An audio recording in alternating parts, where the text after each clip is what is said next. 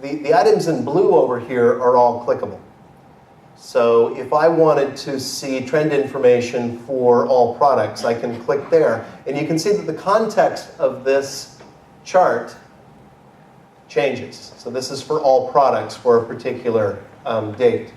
And then I can drill down, and you can see that not only does my list change, but the data actually changes in the report. And that's because when I click on mountain bikes, there's a report action there.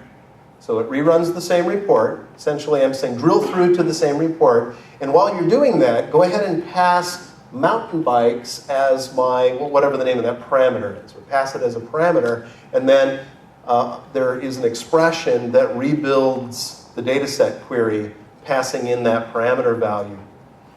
So I'll show you, I really like the visualization here. I'm going to show you another report that makes heavier use of parameters, and this is the Cube browser.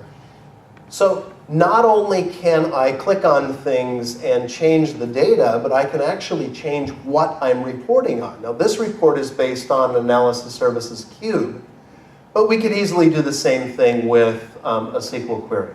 This is very much an analytical versus an operational type of report. So you can see that in the parameter summary information up in the report header, you can see that we're reporting on gross profit. So these numbers are all gross profit. Yes, thank you very much.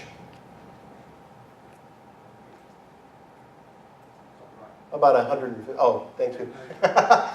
You mean the big one, the big obvious one.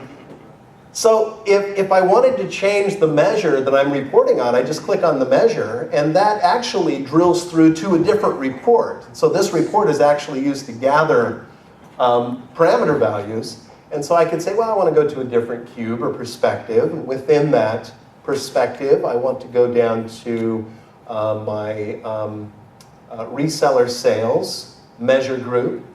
And then within the reseller sales measure group, we'll go ahead and select the reseller sales amount. That'll actually drill me back to the original report, passing in that parameter value. And you can see that I have some different numbers. And that's, I'm now reporting on the reseller sales amount. Okay, well, let me walk you through designing a simplified version of this